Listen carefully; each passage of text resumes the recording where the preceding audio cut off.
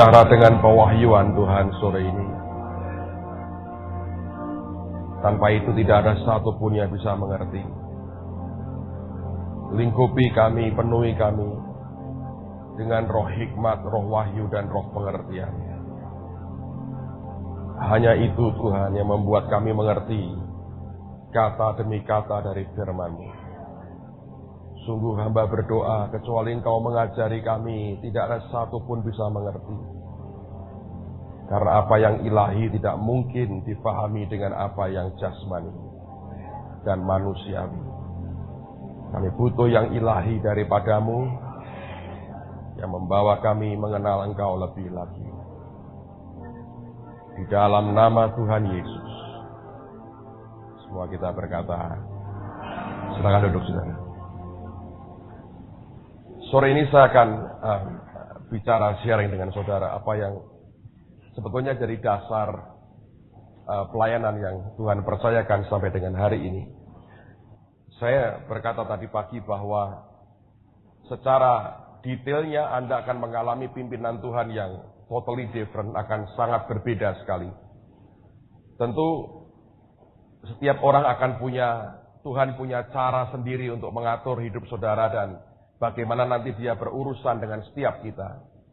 Tetapi dasarnya tidak boleh berbeda karena ini merupakan dasar yang Tuhan berikan. Alkitab mengatakan ketika dunia diciptakan, tadi sudah kita baca ayatnya, yang bergerak pertama-tama sebetulnya adalah Roh Kudus.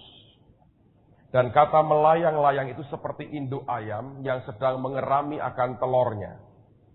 Nah, mengapa sebutir telur itu bisa menetaskan akan seekor anak ayam?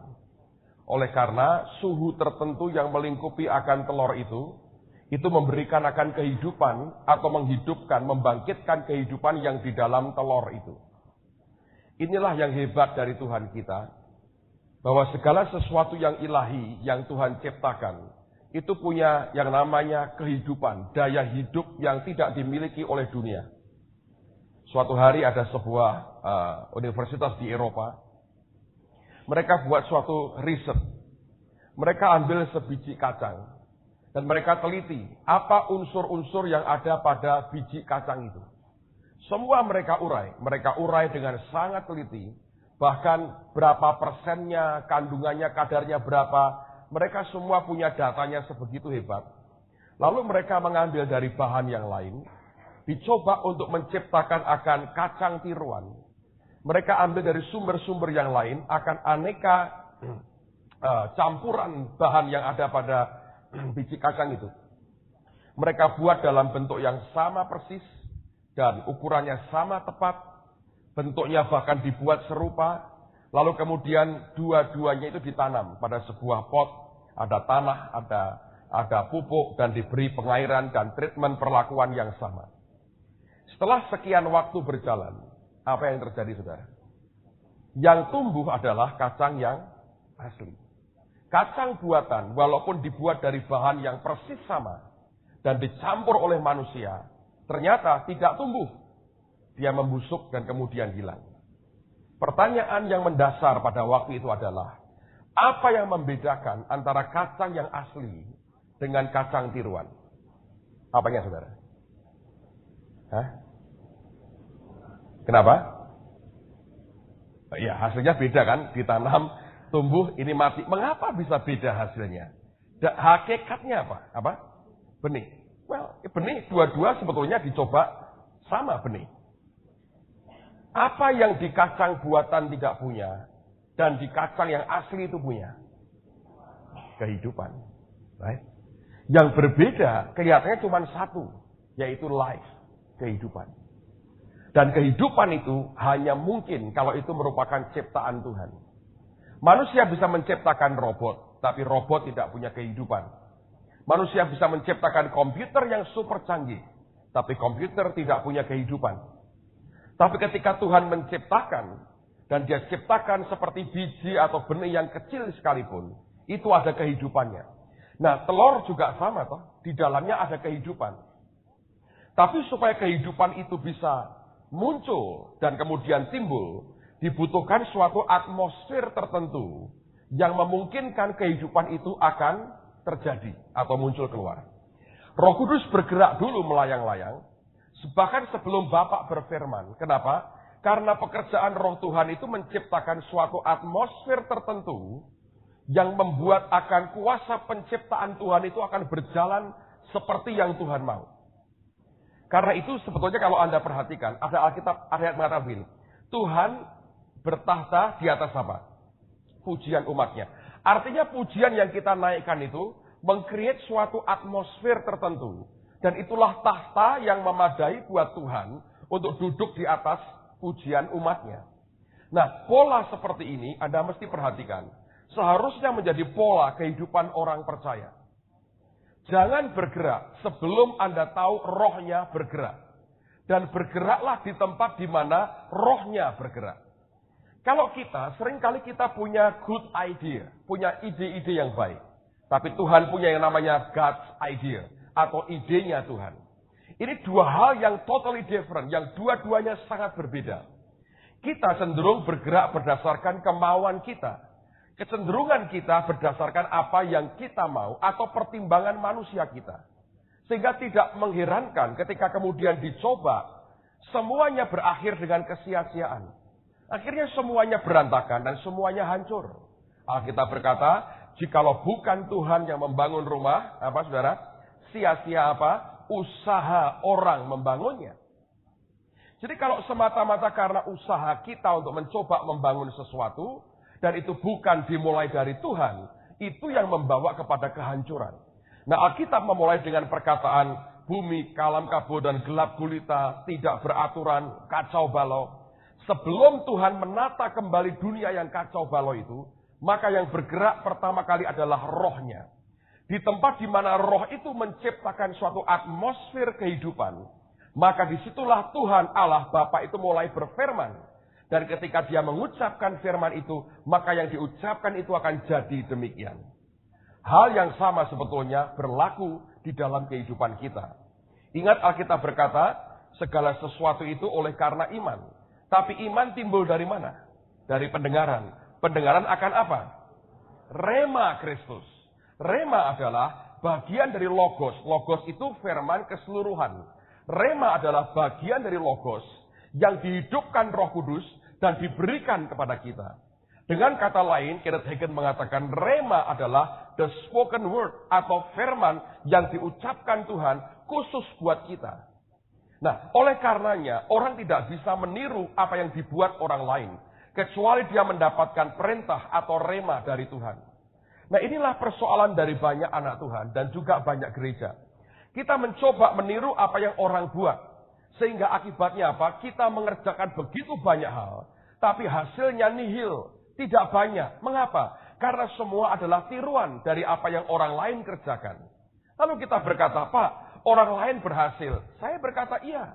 Tapi keberhasilannya sebetulnya karena Tuhan memerintahkan dia melakukan hal seperti itu. Nah, sedangkan kita, masing-masing gereja atau anak Tuhan atau hamba Tuhan, Anda dan saya harus secara pribadi mendapatkan visi atau mandat dari dia. Kalau itu tidak ada, Anda mencoba mengerjakan, sama seperti kita mencoba membuat tiruan kacang tadi. Kelihatannya sama, kelihatannya persis sama, tapi kehidupan di dalamnya tidak pernah ada. Saya beri contoh begini. Hari-hari ini dan sekian tahun sebelumnya juga sudah terjadi, ada banyak gereja yang rindu terjadi pertumbuhan dalam gerejanya. Mereka berkata, kami ingin berkembang, kami ingin growing, kami ingin bertumbuh, kami ingin menuai jiwa-jiwa, berlaksa baklaksa, ya, bahkan beribu-ribu laksa. Saya berkata amin. Dan saya berkata bahwa tahun ini merupakan awal di mana Tuhan akan membuat kegerakan besar pada bangsa kita. Nah, persoalannya adalah begini. Ketika orang itu ingin bertumbuh, orang ingin berkembang, apa yang mereka kemudian lihat? Selalu kita akan seperti pemasmur berkata, aku melayangkan mataku ke gunung-gunung dan berkata, dari mana datang pertolonganku? Artinya selalu orang tahap pertama mencari gunung-gunung. Baru setelah semua gunung mengecewakan, Alkitab mengatakan, pertolonganku ialah datangnya dari siapa? Dari Tuhan sendiri. Nah, Anda mesti mengerti bahwa ini hal yang sepertinya wajar dikerjakan banyak orang. Mungkin di antaranya Anda datang kemari juga berkata, saya mau belajar suatu prinsip tertentu. Saya berkata ada banyak prinsip akan diajarkan. Tapi tolong mengertilah bahwa bukan prinsip itu yang membawa kepada kehidupan. Tapi roh Tuhan di dalam kita dan apa yang dia perintahkan buat kita, itu yang menghasilkan pertumbuhan yang sebenarnya. Ketika terjadi kegerakan rohani dan mulai kita melihat begitu banyak gereja berkembang, kita mengerti banyak gereja melihat akan semua gereja yang sedang berkembang dan booming jadi besar karena mereka berkata, kami ingin seperti mereka. Tidak ada yang salah dari kerinduan yang baik itu. Terutama tentunya kalau kita berpikir, kalau ada pendeta berkata, saya ingin gereja saya itu mati pelan-pelan. Pada hari saya mati, habislah riwayat gereja saya. Nah itu orang harus bertobat. Tapi kalau orang ingin berkembang, maju, itu bagus. Tidak ada yang keliru dengan itu semua.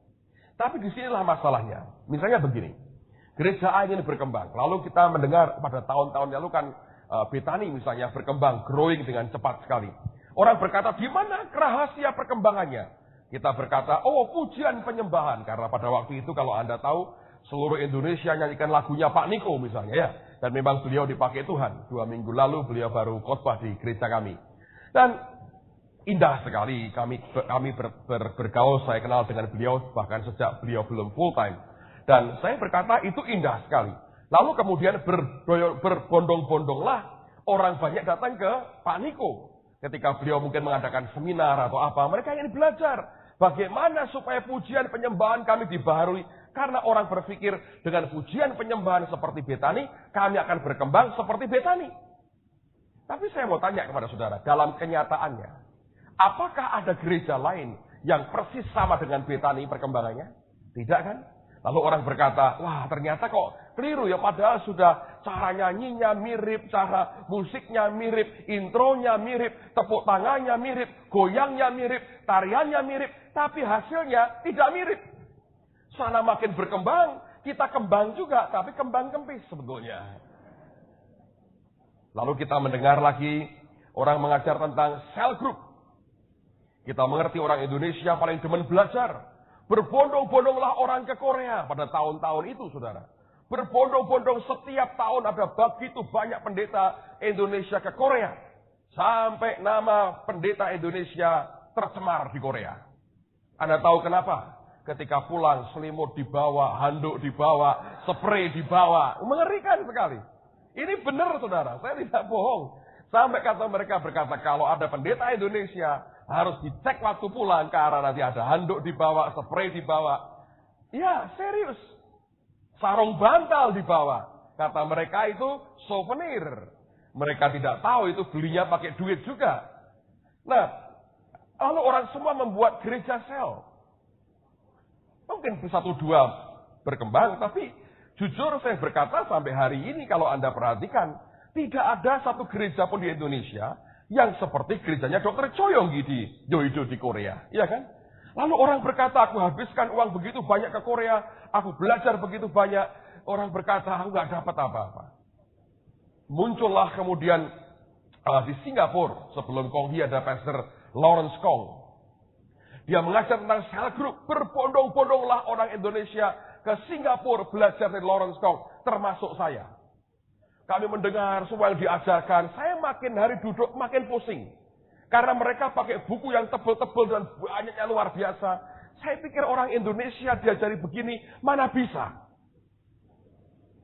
Dan kemudian, tapi kita mencoba diterapkan seperti itu. Tapi tidak ada satupun yang seperti Lawrence Kong. Lalu orang mendengar, oh ada G12 sekarang, G12. Pak Obaja itu berhasil sekali. Teman saya yang di Solo. Berbondong-bondonglah orang ke sana. Nah saya sudah kapok, saya berkata, yang lain aja lah silakan pergi. Semua belajar G12. Dari sekian ribu pendeta. Siapa yang kemudian seperti Pak Obaja? Dengan keberhasilan begitu rupa. Lagi bangun gereja juga untuk 7.000 tempat duduk di Solo. Dan saya berkata, nggak ada. Lalu semua orang berkata, kok nggak sama hasilnya? Apa yang salah sebetulnya? Apa yang salah? Jadi kalau Anda perhatikan, setiap gereja itu berkembang, dan kekuatan mereka berbeda-beda. Betani yang Pak Niko menurut saya, dia tidak menjalankan G12. Saya nggak tahu sekarang ya. Tapi perkembangan mereka bukan karena selnya. Orang seneng aja datang ke Betani. Pokoknya zaman itu kalau ke Betani keren gitu. Harus ke Betani. Kalau enggak itu belum sah gitu. Rasanya begitu. Jadi orang ke Betani semua. Apa yang membuat mereka maju? Orang berkata, pujian penyembahannya Pak, enak sekali. Jadi orang ke sana, lalu mereka growing berkembang. Ditiru oleh banyak orang. Sampai sekarang, toh tidak ada hasilnya. Iya kan saudara? Apa yang salah? Yang salah adalah kita mencoba melihat akan luarnya. Kita tidak bisa menangkap dalamnya. Artinya life, kehidupan di dalam itu yang kita tidak bisa melihat dengan jelas.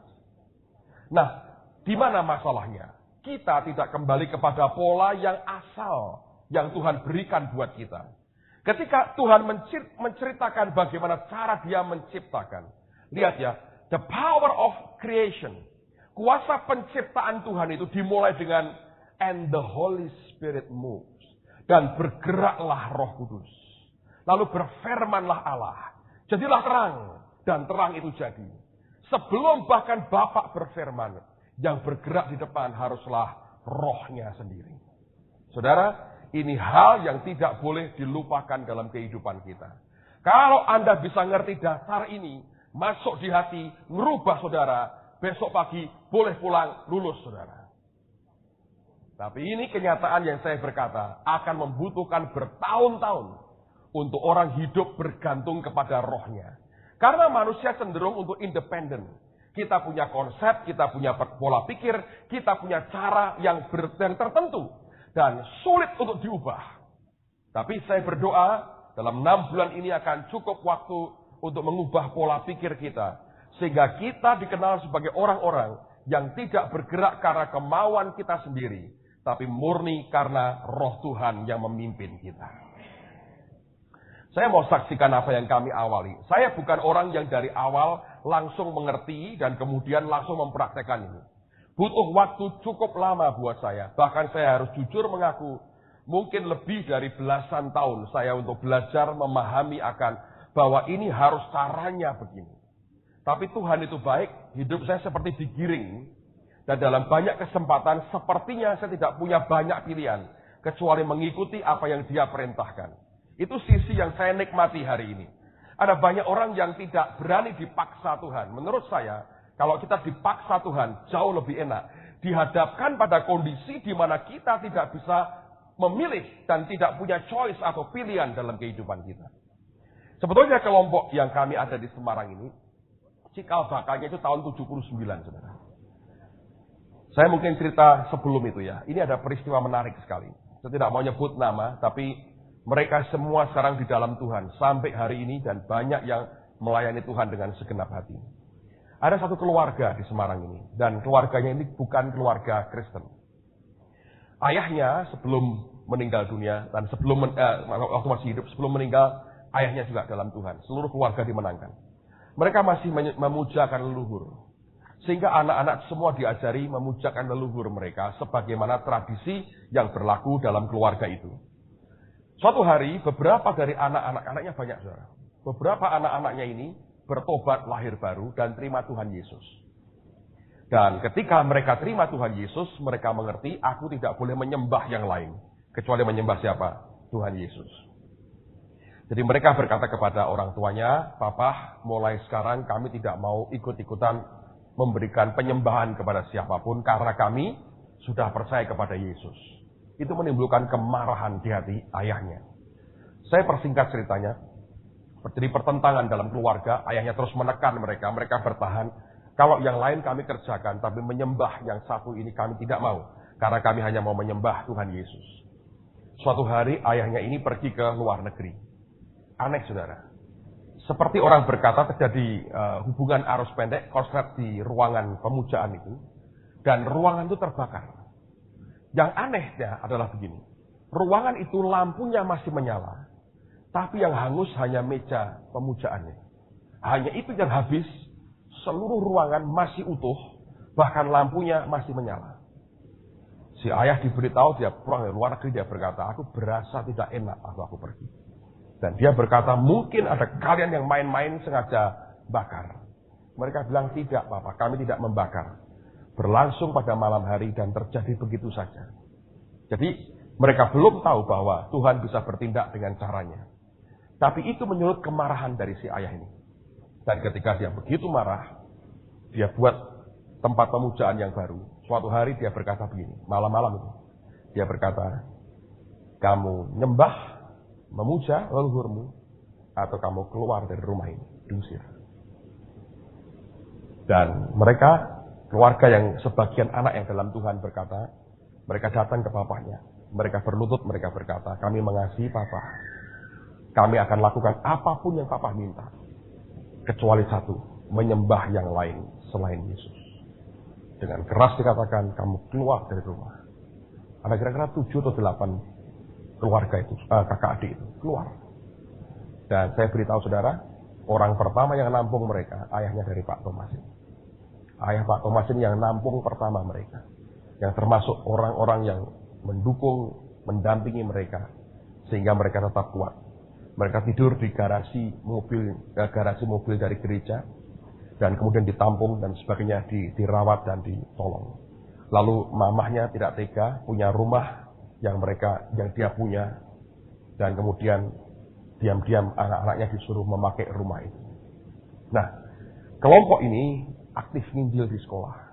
Mereka sering kumpul doa bersama-sama. Lalu kenal dengan seorang hamba Tuhan bernama Pak Adi Sutanto, ketua sinode kami sekarang. Dan saya harap dalam 6 bulan ke depan ini beliau akan sempat mengajar, saudara. Karena beliau harus bolak-balik Amerika dan Indonesia.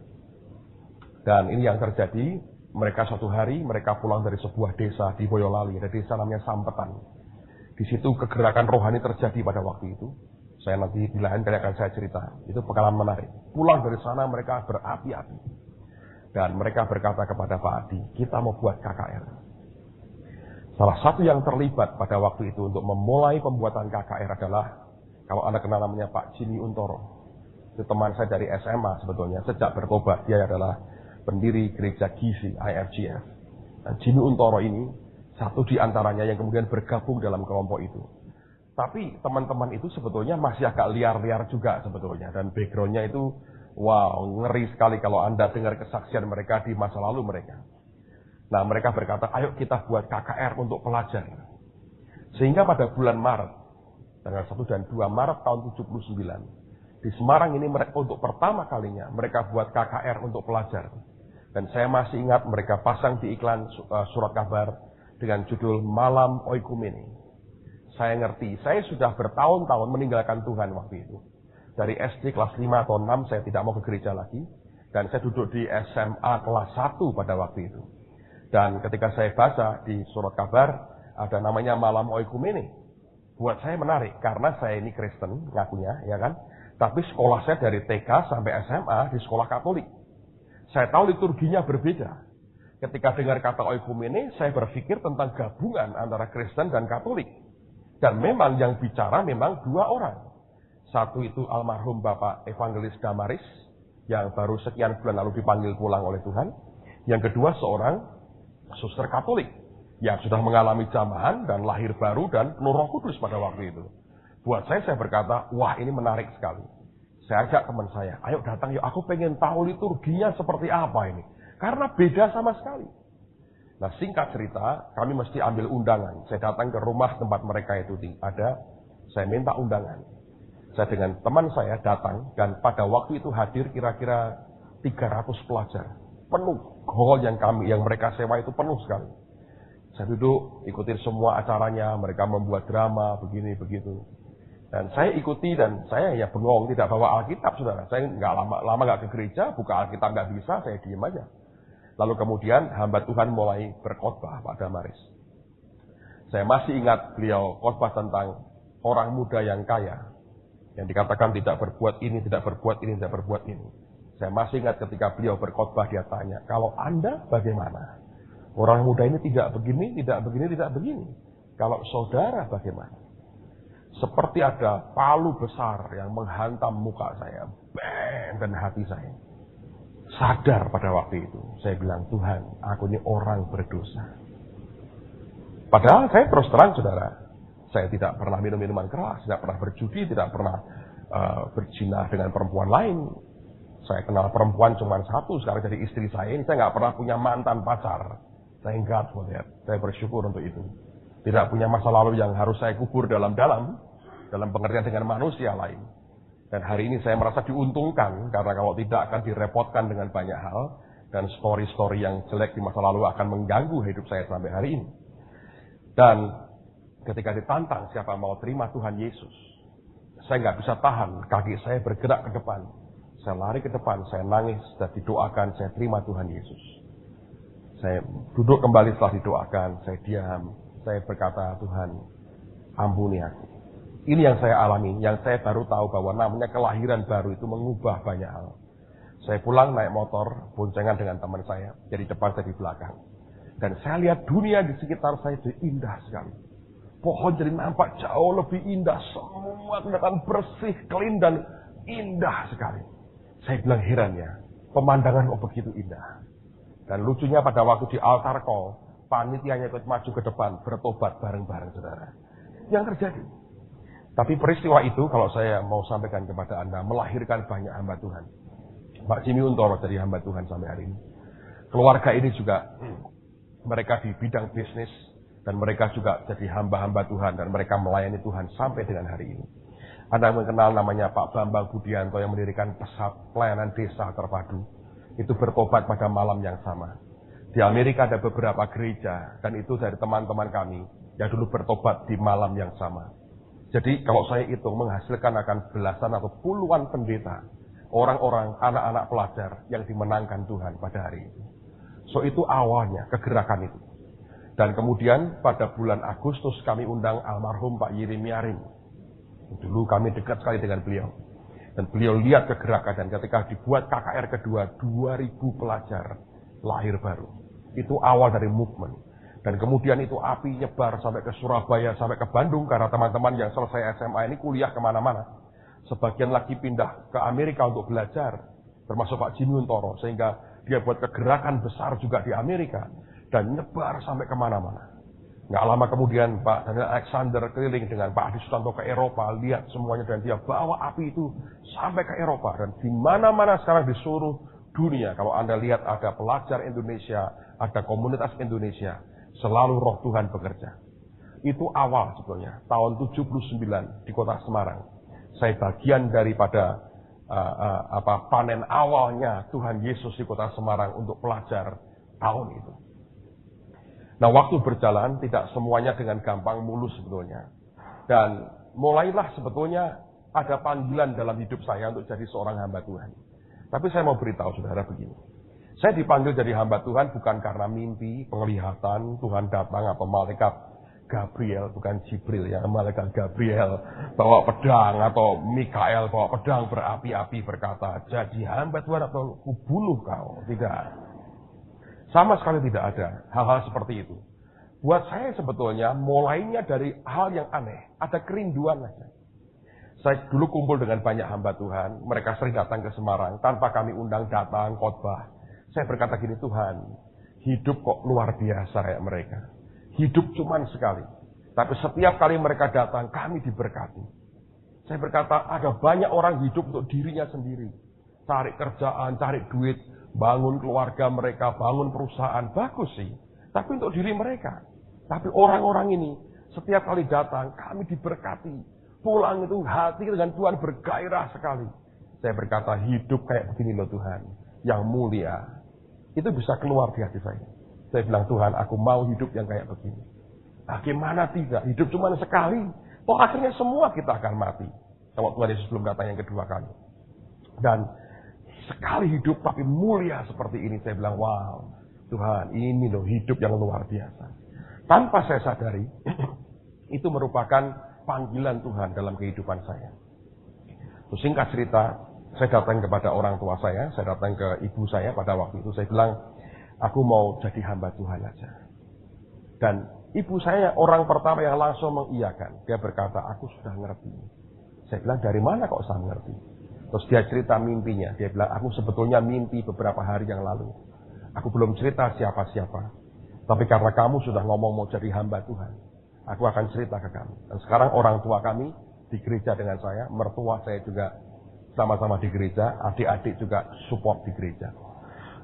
Dia berkata, memang ibu saya ini punya karunia mimpi, saudara. Jadi sering kali kalau dia tanya dengan Tuhan, dijawabnya dalam mimpi. Dan itu clear sekali. Sampai hari ini kalau saya punya pergumulan, saya punya persoalan, saya telepon dia, saya bilang doain ya. Saya bilang aku punya pergumulan ini, nanti dia berdoa, dia dapat mimpi, dia telepon saya, dia bilang, aku mimpinya ini. Dia berkata artinya sebetulnya begini. Dan selalu itu persis sekali, precise sekali. Nah, pada waktu itu dia bermimpi begini. Dia melihat di atap rumahnya, di atap rumah kami, rumah saya waktu kecil, hinggap seekor burung merpati yang putih, bagus, berkilauan. Dan banyak orang pakai tangga, coba manjat ke atap, dan coba mau ambil burung itu. Tidak ada satupun yang bisa nangkap. Dan dalam mimpi itu dia lihat saya, dan dia tahu saya bukan orang yang suka naik atap genteng, saudara. Saya bukan tipe orang begitu. Dalam mimpi itu saya bawa tangga, saya naik ke atap. Dan ketika saya pegang, itu burung tidak berontak. Dia ikuti apa yang saya mau. Dan kemudian saya bawa masuk dalam rumah. Kemudian dia terbangun dalam mimpi. Nah, waktu dia terbangun, dia mendengar suara Tuhan audible. Dia bilang, aku minta anakmu yang laki jadi hamba-Ku. Dia bilang, dia berdoa, Tuhan, kalau Engkau yang minta, malam ini juga aku serahkan dia untuk jadi hamba-Mu. Ayah saya berpendapat lain. Beliau aktif di gereja, tahu gaji pendeta itu berapa. Dia langsung berkata, jangan. Saya bilang, kenapa? Kamu tahu, pendeta itu puasa terpaksa. Tidak ada pendeta hidupnya enak. Susah dikontrol majelis. Majelisnya bisa kaya, kamu melarat terus. Khotbah dikontrol, semua dikendalikan. Itu pemahaman dulu zaman itu. Saya cerita semuanya. Dan lama-lama, toh dia melihat sesuatu yang berbeda memang. Dia lihat sesuatu yang berbeda. Dia lihat ketika saya mulai sharing firman, dia ngerti sesuatu. Dia nangkap sesuatu. Pikirannya masih belum bisa memahami. Dan dia masih sulit berkata oke. Tapi ketika saya doakan, waktu berjalan. Nggak lama sih, saudara. Akhirnya dia berkata gini, baik, aku tidak bisa nyangkali. Memang kamu dipanggil jadi hamba Tuhan. Tapi dia berkata, aku mau selesaikan kewajibanku sebagai orang tua. Dia bilang, aku hanya minta satu syarat. Kamu beri aku ijazah kesarjanaanmu. Berikan ijazahmu. Lalu kalau kamu sudah berikan ijazahmu, kamu lulus sarjana, hidupmu aku serahkan, aku berikan kepada Tuhan. Silahkan jadi hamba Tuhan. Jadi kami buat kesepakatan sebetulnya. Nah, tiba-tiba waktu berjalan, ada seorang hamba Tuhan dari Australia Barat, dari Perth, yang datang ke Semarang. Kami bergaul cukup lama, dan dia sudah mensponsori 2 teman saya, sekolah di Perth Bible College di Australia. Satu di antaranya Pak Bambang Budianto itu, satu lagi seorang hamba Tuhan, Pak Sony Mandagi, dari gembala di Vancouver, Kanada. Jadi mereka jadi hamba Tuhan, kami banyak jadi hamba Tuhan. Jadi ternyata enak buat saya kemana-mana ketemu teman lama dan bergaul dengan lebih dekat, lebih enak sekali. Mereka berdua sudah berangkat. Saya orang ketiga yang ditawari. Dia berkata begini, kalau kamu mau jadi hamba Tuhan, kamu bisa sekolah di kotaku, kamu bisa kerja di yayasanku. Aku akan beri kamu uang saku untuk kamu bisa makan, minum, jajan, pokoknya. Tapi uang sekolah dan tempat tidurmu gratis. Aku nanti akan atur semua, kamu tinggal berangkat, dan nanti kamu sekolah di negaraku. Wah, saya bergairah sekali, saudara. Saya cerita ke teman-teman, saya bilang, aku mau sekolah teologi, aku mau sekolah Alkitab selama 3 tahun, dan pulang jadi hamba Tuhan. Aku mau mengabdikan diriku jadi hamba Tuhan. Karena pada waktu itu, pemahaman kami sederhana sekali. Mau jadi hamba Tuhan, sekolah Alkitab. Saya tidak pernah mengerti bahwa sebetulnya Tuhan bisa didik kita langsung. Dan itu bukan dan belum jadi pemahaman saya waktu itu. Nah, tapi kurang seminggu beliau datang ke Semarang, saya berdoa di Taman Getsemani. Saya masuk di guanya belum seindah sekarang. Getsemani belum seindah sekarang. Ini sudah mirip Taman Eden sebetulnya. Dulu betul-betul Getsemani betul dulu, tangisan dan air mata. Lalu saya masuk di sana. Saya sendirian dengan Tuhan. Saya berdoa, saya bilang, Tuhan, aku mau ke Australia. Aku mau menyiapkan hidupku, sekolah Alkitab, supaya kelak aku bisa jadi hamba-Mu dan melayani Engkau. Ketika saya berkata begitu, Tuhan berbicara pada saya. Saya masih ingat gaungnya kencang sekali di hati saya. Dia berkata, jangan tinggalkan kota ini. Saya kaget. Dia bilang, jangan tinggalkan kota ini. Saya bilang, Tuhan, aku mau ke Australia. Dia berkata, jangankan ke Australia. Kalau kamu taat, aku akan bawa kamu ke seluruh dunia. Saya bersaksi kepada saudara, itu betul sekali. Sudah puluhan negara saya kunjungi karena Injil Tuhan Yesus. Amen, saudara. Tahun ini akan cukup padat buat saya. Saya harus berbicara di beberapa negara. Saya baru kembali dari Singapura. Tapi nanti ada waktu di mana saya mesti mengajar juga di Kuala Lumpur, di School of Acts di sana. Dan nanti bulan Juni saya harus ke Amerika. Bulan November saya harus balik ke Amerika lagi. Saya diundang oleh gereja terbesar ketiga di Amerika. Hamba Tuhan Tommy Barnett mengundang saya. Dan Anda akan dilayani beliau nanti pada bulan Agustus. Ini orang besar tapi humble sekali. Hobinya makan kari India. Saudara. Orang bule makan kari India yang pedas itu keanehan. Tapi saudara akan dilayani oleh beliau. Besar kemungkinan Anda akan bergabung dengan gereja di bawah. Tapi Anda akan bisa tatap muka langsung dengan dia. Ini orang yang luar biasa. Schedule saya basically padat sekali. Saya baru terima informasi tadi. Ada televisi Kristen yang berbasis di London.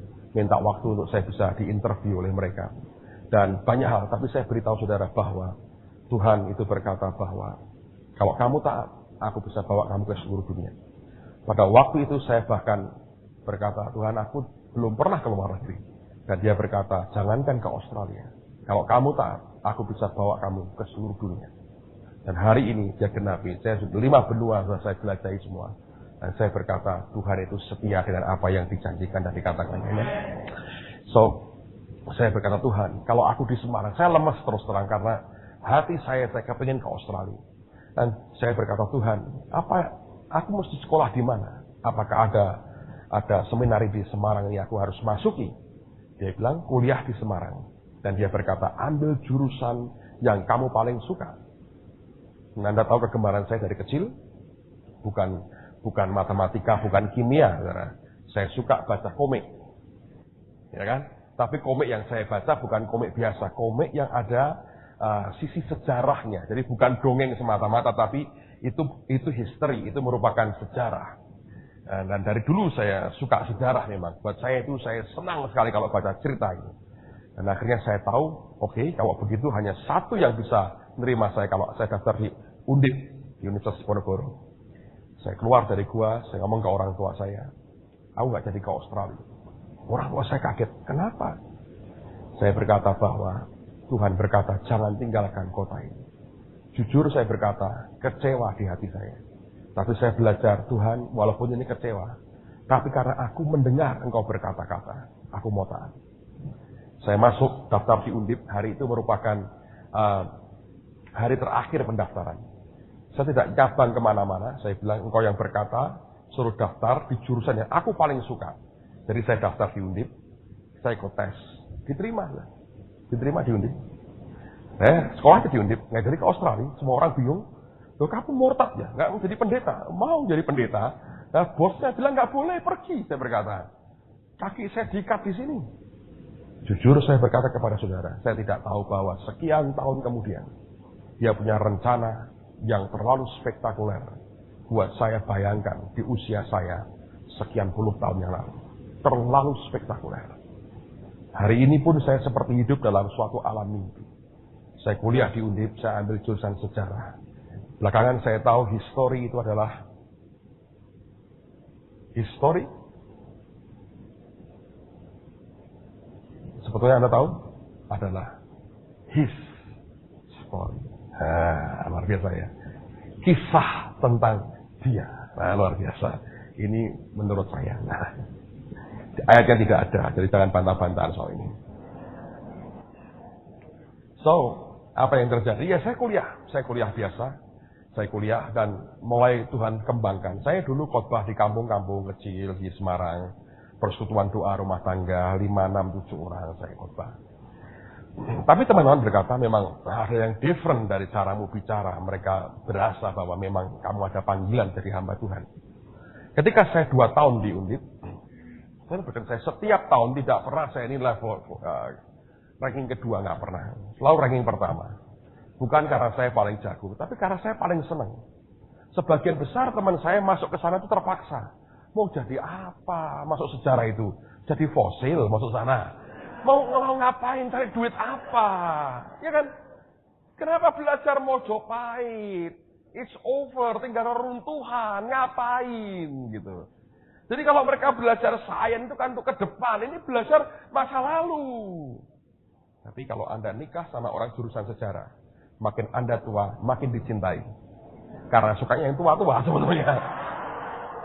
Kalau usia masih terlalu muda, nggak terlalu seneng. Kalau yang tua banget dia akan seneng. Jadi istri saya bahagia sekali, dia berkata, aku tenang, makin tua kamu akan makin cinta. Amin. Saya berkata begitu. So, lalu dari pihak Undip berkata pada saya, dia bilang, Dik, kami sudah rapat Dewan Pengajar, dosen. Kami hanya punya satu calon untuk disekolahkan di negeri Belanda. Dan Anda adalah calon tunggal buat ambil master di negeri Belanda. Dan begitu pulang, Anda jadi pengajar di sini, jadi dosen di Undip. Semua teman saya melihat itu, dia membelalakkan mata karena mereka berkata, inilah satu-satunya cara untuk Anda naik dan jadi pegawai negeri. Tapi saya mengerti panggilan saya. Saya jawab dengan sopan kepada mereka, saya berkata, saya berterima kasih, kehormatan buat saya untuk apa yang ditawarkan. Tapi minta maaf, aku sudah buat komitmen bahwa saya akan melayani Tuhan. Dan saya berkata terus terang, izinkan saya mengabdi kepada bangsa dan negara ini lewat jalur yang berbeda. Mereka bisa mengerti itu. Mereka biarkan saya. Saya selesai dan saya lulus dengan angka terbaik dan orang tua saya happy. Begitu wisuda selesai, orang tua saya hadir, calon istri saya juga hadir pada waktu itu. Saya berikan akan ijazah saya ke orang tua kaya saya bilang sesuai dengan perjanjian, saya tidak pernah lupa. Ini bagian saya, tolong diterima. Sampai detik ini ijazah saya di tangan dia. Saya nggak tahu dikemanain, masih ada atau hilang, saya nggak tahu juga. Tapi dia berkata, orang tua saya juga pegang dan dia bilang, baik, tugasku sudah selesai, kamu tepati janjimu, bahkan dengan nilai begitu bagus. Dia berkata, sekarang silahkan melayani Tuhan.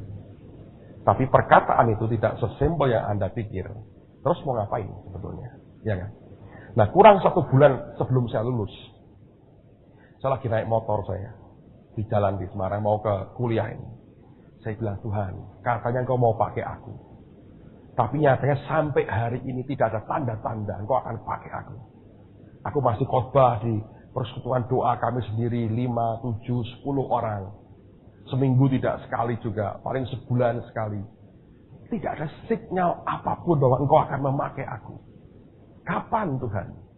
Terlanjur aku tolak jadi dosen. Terlanjur aku tolak kuliah di Belanda. Aku sudah tolak semua. Tapi kapan? Ini pertanyaan yang seringkali akan muncul ketika Tuhan menjanjikan sesuatu dan kita merasa bahwa kapan penggenapannya, ya kan? Nah, apa yang terjadi, saudara? Jadi motor itu, Tuhan ngomong sama saya begini. Setelah lulus, menikah dulu. Setelah menikah, baru aku pakai kamu. Dan saya bilang, menikah itu kan perlu biaya. Kami rumah tangga kan perlu income. Nah, kalau aku nggak bergerak dalam pekerjaanmu, artinya aku tidak ada income buat hidupku. Bagaimana aku berani ngawini calon istriku? Aku beri makan dia apa? Tapi Tuhan tetap Tuhan. Ya diam aja. Dia ngomong sekali, dibiarin kata kita. Terserah lu, mau atau tidak. Tapi saya dari dulu dididik Tuhan untuk, saya bilang, I will try. Saya akan coba terbaik yang saya bisa. Saya ngomong sama istri saya. Ya, sekarang jadi istri saya. Saya berkata, Tuhan ngomong begini. Dia berkata gini, amin. Loh, kamu mau kawin dengan pengangguran? Ya, kalau Tuhan suruh ya nggak apa-apa. Memang dia pribadinya sangat independen. Tidak bergantung pada orang tua. Backgroundnya keluarga yang mampu. Tidak pernah minta uang orang tua. Tidak pernah mau dapat apapun dari orang tua. Dan dia belajar untuk hidup dengan Tuhan sendiri. Itu merupakan support besar banget dalam hidup saya. Dan kemudian singkat cerita kami berkata, oke, setelah lulus kita menikah. Nah, jujur tidak punya apa-apa, tidak berani pesta. Kalau pesta ngasih makan ribuan orang, sumbangannya toh sama juga sebetulnya saudara ya. Dan zaman itu belum berlaku kata-kata tanpa mengurangi rasa hormat. Nah itu nggak ada. Ya toh. Mungkin 10 tahun lagi akan lebih sederhana. Duit dong, gitu aja saudara ya. Tapi sekarang tanpa mengurangi rasa hormat, biarlah kiranya tanda kasih Bapak Ibu tidak berupa barang atau karangan bunga. Jadi panjang banget, tipikal Indonesia. Kalau orang bule kalau kawin yang diundang nggak banyak. Kalau orang Indonesia kawin, ngundangnya orang banyak. Cari apanya? Sumbangannya. Kalau orang bule yang diundang teman-temannya, mereka akan tanya, kamu butuh apa? Dia keluarkan listnya, barang-barang sederhana aja, nggak ada yang berat. Jaguar, nggak ada.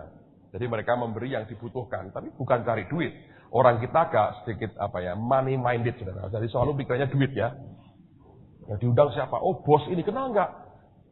Itu omnya, tetangganya, RT kita. Jadi cari cara supaya dia datang, supaya nyumbang aja sebetulnya. Nah itulah orang Indonesia. Penuh dengan berbagai trik yang luar biasa. So, saya bilang kita nggak usah pesta, tidak ada uang untuk itu. Jadi, menikah di gereja aja sebetulnya. Saya hubungi Bapak Damare, saya bilang, Om, berkati kami Om. Kawin kamu? Iya Om, sudah waktunya ini. Umur berapa? 25. Oh ya lah, sudah nggak ingusan lagi lah. 25 boleh kawin katanya. Saya cerita kepada Anda dari hati ke hati. Kalau di Semarang itu tradisinya begini. Anda dari kota yang berbeda, punya tradisi yang berbeda. Orang Semarang itu hobinya kalau kawin mesti hari Minggu. Karena orang daerah itu kalau Sabtu masih pada kerja. Jadi Minggu waktu terbaik mereka kumpul, keluarga luar kota bisa kumpul semua. Yang kedua, kalau Anda tidak pesta, ada di gereja. Nanti yang datang di gereja kalau pulang Anda mesti berikan kue atau roti dalam dus begitu ya, yang dibuat bagus, yang wajar untuk sebagai tanda thank you karena mau datang gitu. Itu tradisi yang berlaku. Sehingga mau tidak mau, toh kami mesti sediakan roti. Saya masih ingat itu kira-kira harganya 300.000 habisnya kami. Tahun 87, saudara. Ini ngomong 18 tahun yang lalu ini sebetulnya. Kenapa saya cerita ini? Nanti supaya Anda mengerti, kalau Anda ngikuti apa yang terjadi, Anda tahu akarnya dari situ. Kenapa orang ini jadi aneh begitu? Karena dasarnya begitu sebetulnya. Ngerti ya saudara? Supaya Anda tidak langsung membuat lompatan konklusi yang salah gitu. Dan dari sangat muda, saya tahu Tuhan didik saya, personally. Sehingga itu nanti mempengaruhi karakter dan iman saya sampai dengan hari ini. Karena itu hasil didikan bertahun-tahun. Didikan bertahun-tahun. Nah pada saat itu, saya bilang, kita nggak punya uang ini untuk beli roti. Dihitung kira-kira butuh uang 300.000. Teman saya sekarang masih bersama-sama dengan kami. Pak Timotius namanya. Saya akan minta dia ngajar kepada Anda satu hari. Dia pengusaha sekarang. Dia kerja ekspor maple dan sebagainya. Sedang ke Amerika ini. Jadi kemarin nggak bisa hadir. Dia berkata begini. Dulu dia punya percetakan kecil dan ada toko roti di Semarang ini yang buatin dusnya itu, bungkusnya itu dari dia, nyetak dari dia. Dia bilang, aku kenal omnya. Aku akan mintain dia untuk dropin kamu dulu yang kamu butuhkan. Terus bayarnya mundur 2 hari. Saya akan bukain giro mundur 2 hari. Loh, nah uang dari mana aku bisa bayar kamu? Uang sumbangan. Wah, ini bisnismen betul, saudara. Saya nggak punya pilihan. Saya bilang, oke, akan saya kerjakan itu. Saya ditemukan dengan omnya, dia berkata, oh nggak apa-apa, saya beri diskon begini-begini.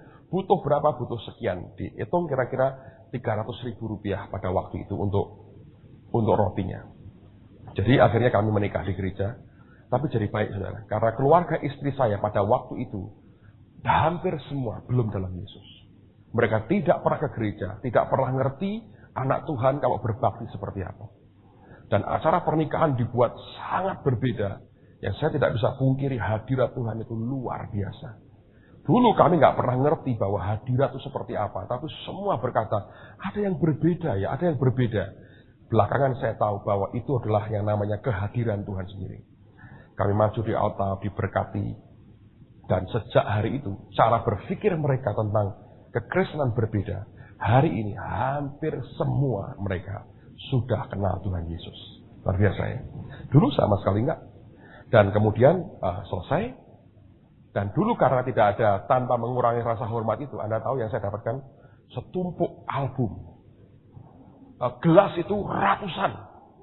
Jam dinding puluhan. Saya pasang di mana-mana jam dindingnya.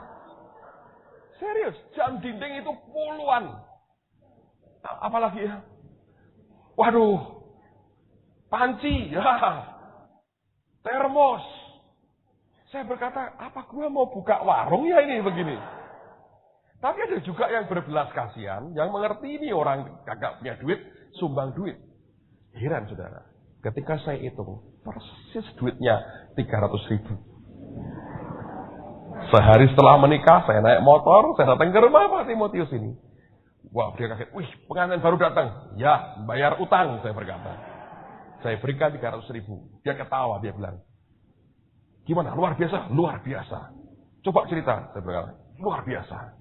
Dapatnya pas 300.000, saya berkata gitu. Jadi, nah yang lain barang, yang boleh ke rumahku, pengen apa aja, gua punya. Terus dia berkata, gini, jangan dijual. Kamu kan nanti banyak undangan kawin. Supply ke mereka bertahun-tahun. Dia berkata, wah betul juga. Kalau kamu jual, harganya jatuh. Uangmu nggak seberapa. Nanti kamu gantian nyumbang orang, ambil satu persatu. Habis juga loh saudara ternyata. Saya pakai untuk nyumbang banyak orang kawin. Tapi setelah menikah, ini ajaibnya. 2 minggu setelah saya menikah, Pak Timotius Arifin telepon saya. Anda mendengar Pak Timotius Arifin? Sekarang gembala GBI yang di Denpasar. Dia berkata, Pak Petrus. Kan gitu suaranya, Pak Petrus. Gitu.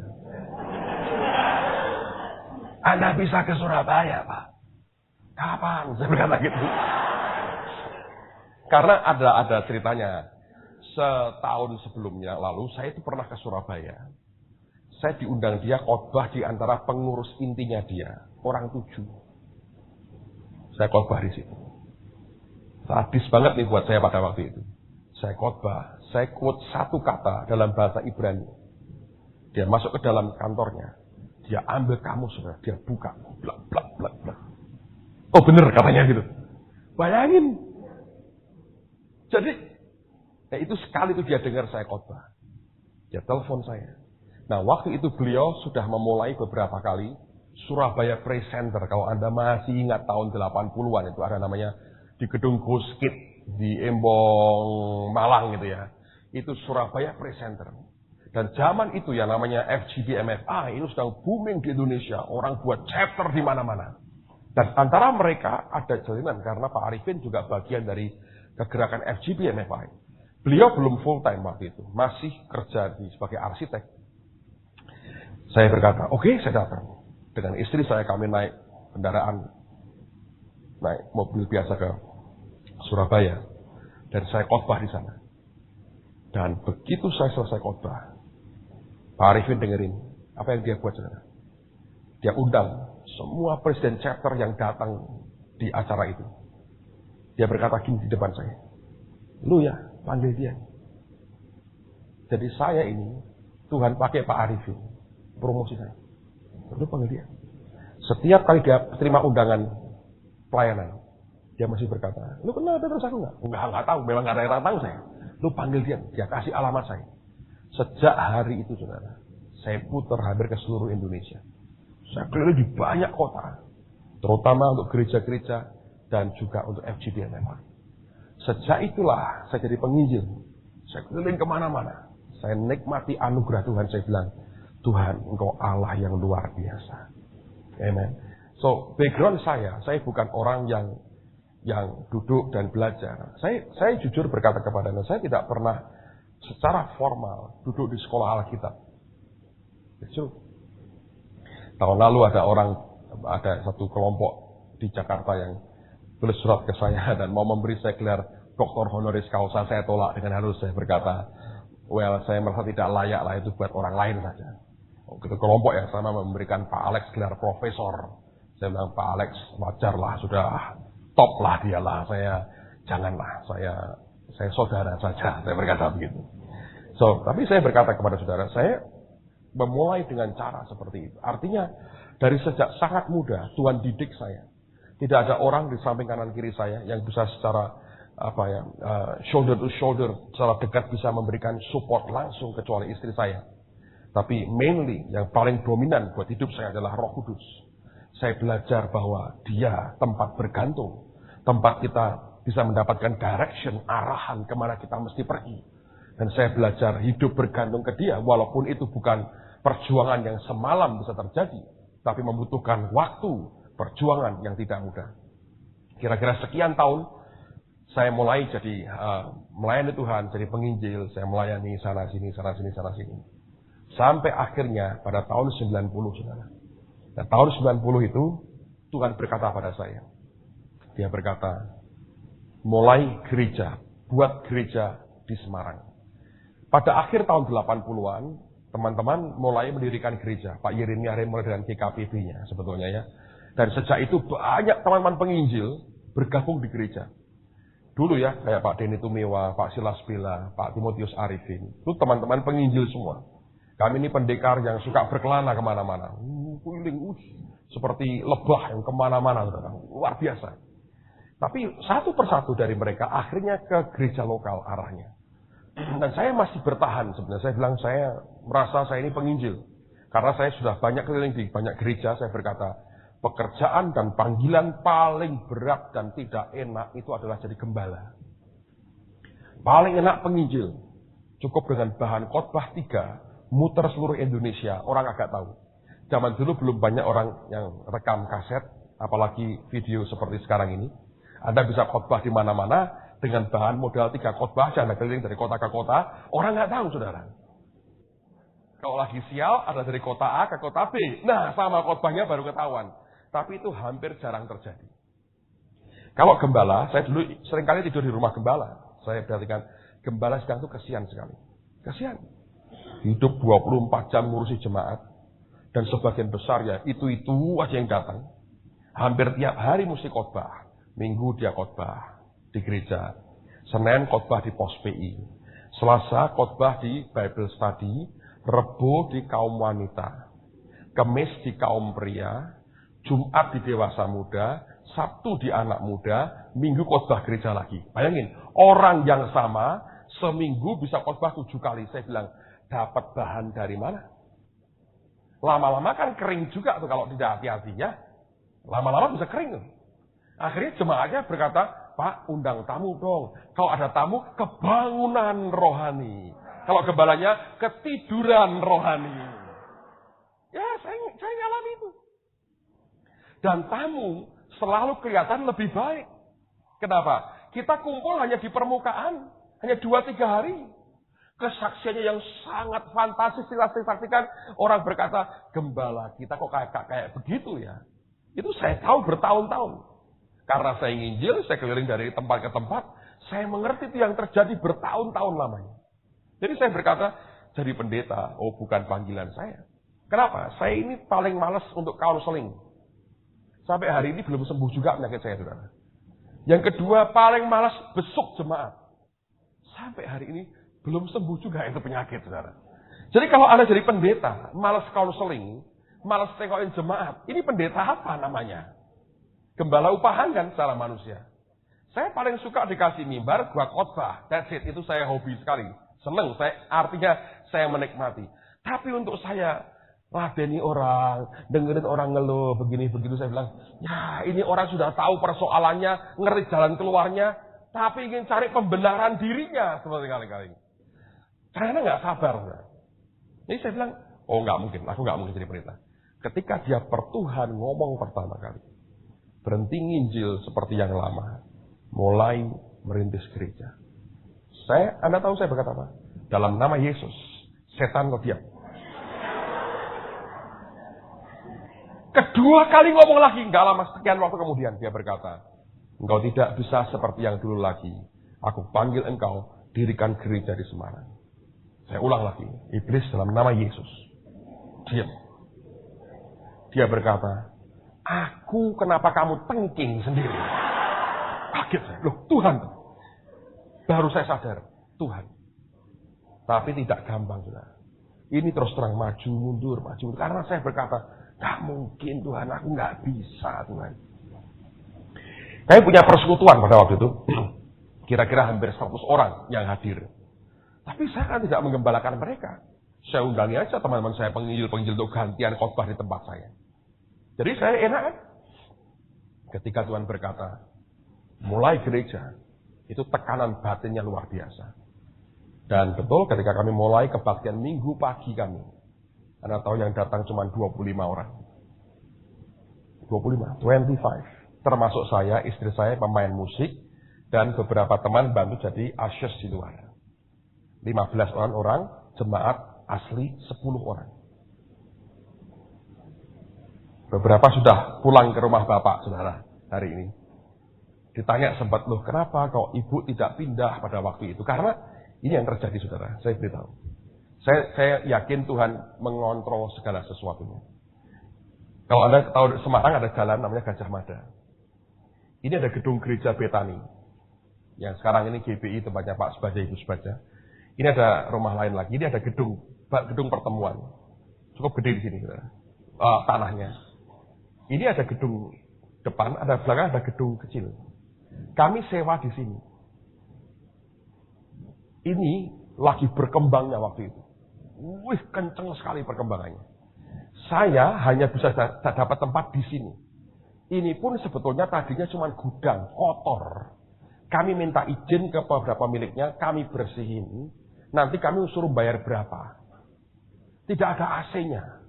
Ada teman Surabaya yang punya karoseri, apa saya lupa. Itu diberi saya itu kipas angin pabrik yang gede itu, saudara. Nggak ada AC-nya. Oleh pemiliknya, mereka berpikir, jangan deh, kami yang bersihkan, kami pasangin AC, kamu sewa dengan kami. Itu termurah yang bisa kami dapat. Tidak punya uang untuk sewa tempat lain. Pindah di sini. Tapi saudara, saya mau beritahu, yang di sini juga gereja. Anda kalau mau start sesuatu, di samping orang yang lagi maju banget, cuma 2 pilihannya. Anda ikut kena luberanya sehingga maju, atau Anda akan habis dilibas mereka. Dan waktu itu sebetulnya kenyataan yang saya lihat di pilihan yang kedua. Tidak ada tuh orang yang kesini, semua kesini loh.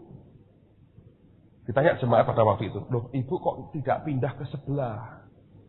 Wah, saya kasihan dengan Pak Petrus Agung. Kalau saya pindah kan habis jemaatnya. Nah, ya. Terjadi loh saudara. Terjadi. Saya mulai dari sesuatu yang kecil sekali. Dan tidak berkembang. Tidak berkembang. Beberapa tahun pertama, nyaris tidak ada perkembangan apa. Saya bilang, Tuhan, lihat kenyataannya. Bukan aku bukan pendeta. Nggak bisa, Tuhan. Dia diam aja. Sekarang saya tahu kenapa dia diam. Mungkin dia berkata, orang bego, nggak tahu apa-apa, lu diam aja lu katanya. Pokoknya gua ngerti apa yang harus aku buat. Bagian kita sebetulnya hanya apa? Taati saja. Saya jujur berkata kepada saudara, kami tidak pernah bermimpi bahwa hari ini akan seperti yang sekarang. Jemaat sekarang yang terdaftar, resmi jemaat kira-kira kurang lebih 6.000 orang. Tapi yang datang di kebaktian kami, dalam hitungan kira-kira 8.000 orang setiap minggu. Tuhan beri kami anugerah, sekolah ini dia berikan. Kami punya radio, kami juga melayani anak-anak yang kena drug, kena narkoba. Nanti beberapa hari lagi kru dari RCTI akan bermalam selama beberapa hari di tempat penampungan anak-anak yang kena drug. Nanti akan ada waktu, Anda akan saya bawa ke sana. Tempatnya bagus, jangan ingin tinggal di sana ya saudara ya, kecuali Anda pakai narkoba. Ada kolam renangnya dibangun untuk anak-anak itu, ada gymnya, sehingga mereka bisa exercise dengan baik. Tuhan beri kami klinik, kami juga punya radio, kami punya toko buku, kami punya publishing company, kami mencetak buku kami sendiri. Dan banyak buku kami yang best seller. Ada banyak yang Tuhan kerjakan. Kami punya misionari di Kamboja 1, di Vietnam 1, dan di Palau 1. Bahkan nanti pada akhir, menjelang kita akhir tahun pelajaran ini, saya akan memberi kesempatan kalau ada di antara saudara yang terbeban menjadi misionari. Saya sudah buat kontak bersama dengan sebuah badan misi di Kamboja. Saya butuh 5 atau 6 orang yang mau berkata, Pak, saya mau 6 bulan minimal di Kamboja untuk belajar jadi misionari. Bagus, tolong hubungi kami, tapi jangan sekarang lah. Terlalu emosional kalau sekarang. Lihat dalam 2 bulan ke depan, kalau Anda masih mau bertahan, kobarannya masih kuat, boleh datang. Sekarang doakan dulu. Anda bisa 6 bulan di sini, tambah 6 bulan lagi, it's fine. Mereka akan buka, mulai saya berkata, saya akan minta waktu dengan mereka untuk memulai Untuk pengiriman pertama itu pada bulan Oktober. Jadi begitu selesai, 2 minggu kemudian kami ingin berangkatkan 5 atau 6 dari antara saudara di training selama 6 bulan minimal di Kamboja, di Phnom Penh. Menarik sekali itu, karena misionari kami di sana, ada yang saya tahu ada 2 orang Indonesia yang sudah di sana akan membantu saudara. Kami juga punya mission director, sebetulnya mission director kami itu orang Kanada, Canadian, orang Ibu Ruth Snyder. Tapi saya sedang menempatkan beliau di Pulau Palau sekarang untuk mendis gereja kami yang di Pulau Palau, di Pasifik, masih under US protection, tapi mereka adalah free country sebetulnya. Dan influence-nya besar sekali sampai kepada Menteri Kehakiman. Saya berkali-kali terima surat ucapan terima kasih dari Menteri Kehakiman mereka, yang berkata bahwa ministrinya itu sangat membantu, mengurangi akan jumlah kriminal di negaranya. Luar biasa. So, ada begitu banyak yang Tuhan buka buat kami. Bantu doa, kalau Tuhan izinkan dalam tahun ini kita ingin punya TV sendiri, saudara, untuk Jawa Tengah. So, saya berkata Anda a part of the history, Anda bagian dari sejarah. Kami juga sedang membangun gedung gereja. Hopefully nanti Sabtu Minggu Anda akan bisa menyaksikan, walaupun belum selesai, tapi lagi finishing sekarang. Itu bisa menampung 12.000 orang. So, banyak hal, banyak yang Tuhan kerjakan, yang Tuhan berikan, yang tidak masuk akal sebetulnya sampai dengan hari ini. Saya baru realize ketika sekian puluh tahun lalu, ketika saya masih begitu muda, saya duduk di SMA, kelas 3 hampir selesai, di Taman Getsemani ini, Tuhan berbicara pada saya, jangan tinggalkan kota ini. Saudara, sering kali kita tidak pernah mengerti apa yang Tuhan rencanakan buat kehidupan kita. Tapi biarlah sharing ini hanya ingin mau mengatakan satu hal. Biarkan Roh Kudus di depan kita, dan kita di belakang mengikutinya dengan setia. Bagian kita cuma satu, lakukan dengan taat apa yang Tuhan perintahkan di dalam kehidupan kita. Pada waktu engkau mentaati apa yang Dia mau, saudara akan melihat kuasa penciptaan Tuhan akan berlaku dengan sangat hebat dalam kehidupan saudara. Nah, jangan salah bahwa bukannya tanpa persoalan. Besok saya akan cerita bagaimana kami bisa berkembang dan growing dan sebagainya. Kami juga pernah mengalami yang namanya perpecahan gereja, split. Itu tahun 94, kira-kira 11 tahun yang lalu. Split. Ya, persis 11 tahun lalu. Dan itu menyakitkan sekali. Tapi bagaimana Anda bisa tidak hancur ketika gereja mengalami itu, dan Anda bisa survive dan berkembang dengan luar biasa. Tentu semua ada cara dan ada hati Tuhan yang Anda mesti tangkap ini. Karena kesaksian ini berlaku bagi semua orang sebetulnya. Karena kita punya Tuhan yang sama. Detail cerita hidupmu akan sangat berbeda dengan detail cerita hidup saya dan gereja ini. Tetapi secara prinsipnya sama. Ketika Roh Kudus diizinkan bergerak di depan kita, sesuatu yang ilahi pasti akan terjadi. Amen, saudara. So, dasar yang saya mau tunjukkan kepada Anda pada malam hari ini adalah, Dia berkata, biarkan Roh Kudus jalan di depan kita. Dia akan meng-create atmosfernya. Kalau kita mendahului Dia, tidak ada kehidupan di dalamnya. Tapi kalau Roh Tuhan yang bergerak terlebih dahulu, kehidupan akan terpancar dengan kuat di sana. Dan kalau ini Anda bisa pegang kuat dalam kehidupan saudara, saya percaya hidup kita akan berbeda dan tidak akan sama lagi. Nah, besok pagi saya akan teruskan lagi dengan hal-hal berikutnya. Seminggu ini saya akan banyak cerita supaya saudara bisa mengerti akan dasarnya mengapa sampai Anda kemari. Supaya Anda mulai belajar menangkap apa yang sebetulnya Tuhan mau Anda semua memahami dan mengerti. So, saudara merupakan kelas yang sangat spesial karena Anda bisa ikut acara seperti ini. Sayang kita tidak bisa mulai seminggu lebih awal. Kalau seminggu lebih awal, minggu lalu Anda dapat Maurice Rulo sebetulnya. Well, beliau sudah pulang ke Amerika. Tapi hopefully, saya tidak tahu apakah akan kembali lagi di tahun ini untuk kita. Tapi kita lihat aja. Nah, itu akan terjadi Kamis pada waktu session kedua siang. Sebelum makan siang saya akan tunjukkan akan filmnya itu supaya Anda bisa mengerti seperti apa Tuhan bergerak di tengah-tengah kami. Besok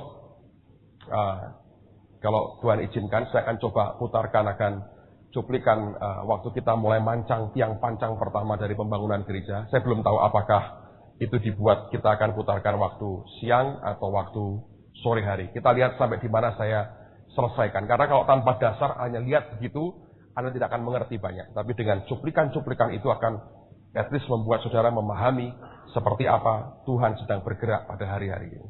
Oke? Dan kemudian Jumat kita hanya sampai siang. Dan kemudian Sabtu kita akan sama-sama menikmati akan pesan Tuhan lewat Samuel Doktorian sampai dengan Minggu sore. Dan Minggu sore juga Dr. E.L. Gill sudah akan tiba. Minggu depan beliau akan mengajar, saudara. Beliau selalu ingin dipanggil sebagai Papa Gill. Rambutnya sudah putih, mengkilap kayak malaikat. Tapi ini orang yang punya hati Bapak yang luar biasa. Ada satu hamba Tuhan angkatan pertama dari sekolah ini. Dia berbulan-bulan sekolah di sini sudah hampir selesai, frustrasi dia. Tuhan, tidak ada apapun yang terjadi dalam hidup saya. Banyak orang bersaksi diubah Tuhan, aku kok biasa-biasa ya. Satu hari dia datang ketemu dengan hamba Tuhan ini. Dia tidak banyak bicara, cuma dipeluk saja. Nangis kayak anak kecil. Dan kemudian dia sadar, luka di hatinya adalah tidak mendapatkan kasih daripada ayahnya. Dan ternyata itu menutup banyak hal. Sejak itu berubah hidupnya. Sisa sekian minggu itu dia nikmati berbeda sekali. So, Dr. Gill, Papa Gill akan melayani Anda di awal supaya saudara mengalami pemulihan dari Tuhan. Karena saya berasa ada banyak orang yang hatimu luka sebetulnya. Anda perlu disembuhkan Tuhan. Supaya apa yang Tuhan alirkan ini bisa langsung masuk dalam batin kita. Amen. Tuhan baik, mari berdiri sama-sama. Luar biasa. Tahun ini akan ada Tommy Barnett. Kalau tidak ada perubahan, Bill Wilson akan datang. Hamba Tuhan Kevin Jonas, pengarang lagu, dan dia pernah di Hosanna Integrity juga akan mengajar kita. Anda akan senang, dia ngajar pakai keyboardnya akan fun sekali. Siapa lagi ada? Mike Connell akan datang. Pastor Konghi juga akan datang untuk kita bulan September nanti. Tuhan Anda dilayani oleh banyak orang dari City Harvest di Singapura kalau Anda tahu. Who else ya? Ada lagi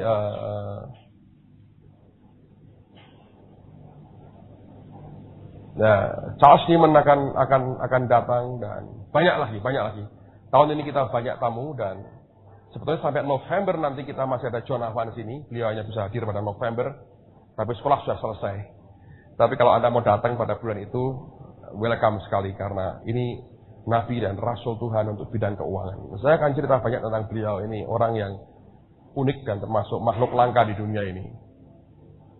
Dia itu magnetnya duit, saudara. Dia berkata, kalau Billy Graham pergi, jiwa-jiwa datang. Kalau Benny Hinn datang, pergi, kesembuhan terjadi. Kalau aku datang, duit cari aku, katanya. Luar biasa. Dan hidup kami, gereja juga, dia memberikan influence yang sangat besar sekali.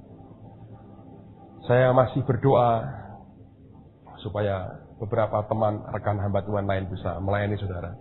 Tapi tahun ini akan padat sekali dan saudara akan sangat-sangat kenyang. Sebagian akan terlalu kenyang sehingga tidak bisa lagi berbuat apa-apa. So, Anda mesti menyiapkan hati dengan sungguh-sungguh. Mari angkat tangan sama-sama. Tuhan terima kasih Kau begitu baik. Hari ini kami telah lewati bersama dengan Engkau. Biarkan ucapan syukur yang keluar dari hati kami. Karena kebaikan Tuhan. Kami naikkan syukur padamu.